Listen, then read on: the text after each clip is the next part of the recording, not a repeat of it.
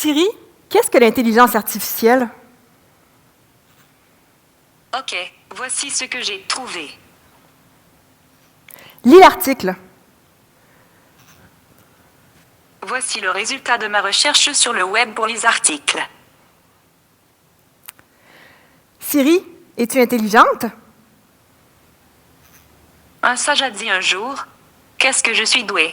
D-O-E accent aigu. Hop, D-O-E accent aigu. C'est assez incroyable quand même, hein? Avoir une conversation avec son téléphone. Pas à travers son téléphone, avec son téléphone. Bon, d'accord. C'est pas tout à fait au point. C'est pas comme dans Star Trek. Siri, c'est pas Jarvis, c'est l'ordinateur de Iron Man, mais quand même. Saviez-vous que 40% des adolescents américains conversaient régulièrement comme ça avec leur téléphone? Ah, mais il faut réaliser que pour avoir cette conversation, il faut qu'une machine ait entendu ce que j'ai dit, qu'elle ait donné un sens à ma question, qu'elle ait trouvé une réponse et qu'elle me réponde, qu'elle fasse une phrase, un beau français. Siri, pour pouvoir faire ça, doit être une machine qui apprend. Mais apprendre, c'est pas évident de se faire une image mentale de ce que ça peut représenter pour une machine. Nous, par exemple, on a appris à parler, à marcher, à lire, à écrire, à faire de la bicyclette. Ça nous a pris quoi? 6-7 ans? Puis pendant ce temps-là, il y avait plein de neurones, des connexions qui se faisaient dans notre cerveau. Mais Siri, ça lui a pris combien de temps apprendre à parler? Pour apprendre, une machine a besoin de données. Des mégatonnes de données, du big data, et puis des mathématiques assez compliquées, merci. On commence par prendre ces données-là, puis on les fait passer par ce qu'on appelle des algorithmes. Des algorithmes, c'est des mathématiques qui nous servent à ranger, classer, donner un sens aux données. Puis ensuite, avec ces algorithmes, on va produire ce qu'on appelle un modèle prédictif. Ce sont des équations qui vont décrire ce que la machine a appris avec les données qu'on lui a données. Ça s'appelle l'apprentissage machine. C'est comme ça que Siri, elle a appris à parler. Cette capacité technologique, cette capacité de donner un sens à des mégatonnes d'informations qui proviennent d'un peu partout, ça s'appelle le big data. Et ça va nous permettre de faire des choses absolument extraordinaires. Puis on a vu quelques exemples aujourd'hui. Imaginez ça. Dans quelques temps, on vous réveille 10 minutes plus tôt que d'habitude parce que votre maison s'est rendue compte qu'il y avait eu une tempête de neige et elle considère que ça va vous prendre un peu plus que 10 minutes pour faire ce que vous avez à faire ce matin. Elle a aussi augmenté la température de la salle de bain 10 minutes plus tôt que prévu. Vous allez déjeuner. Vous mangez des céréales avec du lait qui a été livré la veille par un drone parce que votre frigo s'est rendu compte que vous n'en aviez plus, alors il en a commandé. Vous prenez votre téléphone, puis vous regardez à quel coin de rue vous devriez aller pour prendre le moyen de transport le plus rapide et le moins coûteux. Ou, si vous êtes chanceux, vous embarquez dans la voiture électrique autonome familiale et bam! En route à l'université. On va dire que vous étudiez en ingénierie. Et vous faites votre projet de fin d'études avec une équipe d'étudiants chinois en Chine, mais en téléprésence, par Skype, par exemple. Sauf que les étudiants chinois parlent ni français, ni anglais, et puis vous ne parlez pas mandarin. Mais ce n'est pas grave, parce qu'il y a un système de traduction simultanée intégré au logiciel de téléprésence. Et ça, on est tout près de ça. Tout ça grâce à notre capacité de gérer et analyser des mégatonnes de données. Mais c'est quoi une donnée? Une donnée, c'est l'information qu'on va retrouver sur le web. C'est la météo, c'est l'actualité, c'est des textes, c'est des images, c'est des vidéos. C'est des données qui sont envoyées par des objets connectés, par les compteurs intelligents d'Hydro-Québec, par votre téléphone qui donne votre localisation, par un GPS, dans un camion de livraison. Ça peut aussi être des données qui ont été prises par des sondages de façon traditionnelle, comme avec Statistique Canada. Et puis, il y a vous. Vous générez des données, vos jeux, Facebook, Instagram, Snapchat, Twitter, Ask.fm. Vous générez des quantités phénoménales de données. On dit que depuis 2003, on génère en 2 jours plus de données que ce qu'on a généré depuis le début de l'humanité. Et 70% de ces données-là proviennent des individus, de vous, de moi, de lui, de elle, de lui là-bas. Pour vous donner une idée de ce que ça représente, là, Il y a 146 milliards de tweets qui sont partagés chaque année.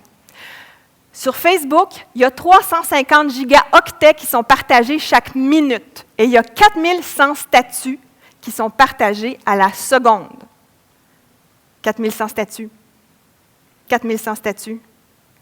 4100 statuts. Puis en 2014, il y a 30 milliards de photos qui ont été partagées sur Instagram. 30 milliards. C'est absolument phénoménal. On dit que le prochain pétrole, c'est les données. Que notre économie, ça va être une économie numérique, une économie du savoir. Ça veut dire quoi, ça? Ça veut dire qu'au lieu d'exploiter des ressources physiques comme l'eau, le bois, le fer, le pétrole, on va exploiter des données. Au lieu d'acheter des objets physiques, on va acheter des services. Par exemple, au lieu d'acheter un journal, on va s'abonner à un système d'information. Au lieu d'acheter un film sur Blu-ray, on va le regarder en streaming. Ça s'appelle la dématérialisation. Et ce qu'il y a de chouette avec la dématérialisation, c'est que ça va nous permettre de réduire notre impact sur l'environnement en produisant et en consommant moins de biens physiques et surtout en générant moins de déchets. Mais ça, c'est à condition de ne pas changer de téléphone à tous les 6 mois. Il y a quelque chose d'assez intéressant qui est en train de se passer avec cette nouvelle façon de penser, ces nouvelles possibilités. Ça, c'est quelque chose qui a beaucoup circulé sur les réseaux sociaux pour nous faire réaliser que Uber, dont on entend beaucoup parler, la plus grande compagnie de taxi, ne possède aucun véhicule. Facebook, la plus grande entreprise médiatique, ne produit aucun contenu. Alibaba, le plus grand magasin du monde, n'a pas d'inventaire. Et Airbnb, le plus grand fournisseur d'hébergement, ne possède aucun hôtel. La dématérialisation, ça va avoir aussi d'autres impacts sur notre vie. Avant, quand on regardait un mot dans le dictionnaire, il n'y a personne qui voyait ce qu'on regardait. Il n'y avait pas d'historique des mots qu'on avait cherchés dans le dictionnaire. Quand on prenait une photo, il n'y a personne qui voyait ce qu'on avait pris en photo, ça restait dans le téléphone, dans l'appareil photo. Avant, quand on écrivait un rendez-vous dans notre agenda, il n'y a personne qui savait ce qu'on avait écrit.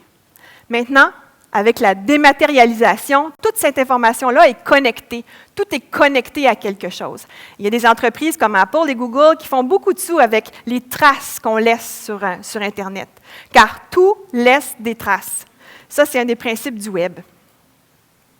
Vous avez peut-être déjà entendu la phrase « Si c'est gratuit, c'est que c'est vous le produit ». On va regarder vos traces que vous laissez sur Internet pour mieux vous comprendre et mieux vous vendre des choses.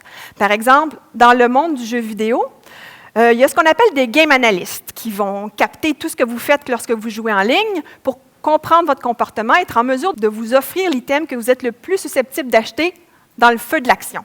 Par exemple, l'épée de feu qui va vaincre le troll à 3 yeux que vous n'êtes juste pas capable de battre. 99 cents. Pas cher. Il y a aussi des boutiques virtuelles où vous pouvez essayer des vêtements virtuellement.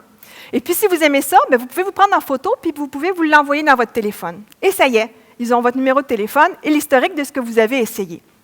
Puis quand vous allez vous promener près d'un magasin qui vend les vêtements que vous avez essayés, votre téléphone va vibrer et vous informer que vous avez 5 % de rabais sur les super pantalons bleus que vous avez essayés. Vous êtes le produit. Mais bon, c'est la vie, parce que si on veut pouvoir profiter de ce genre de service, il faut que quelqu'un paye en bout de ligne. Il faut simplement en être conscient et partager votre information personnelle de façon responsable. Et ça fait peur à bien des gens. Il y en a beaucoup qui ont peur du big data et de l'intelligence artificielle parce qu'ils se disent qu'on va mieux nous comprendre pour mieux nous manipuler.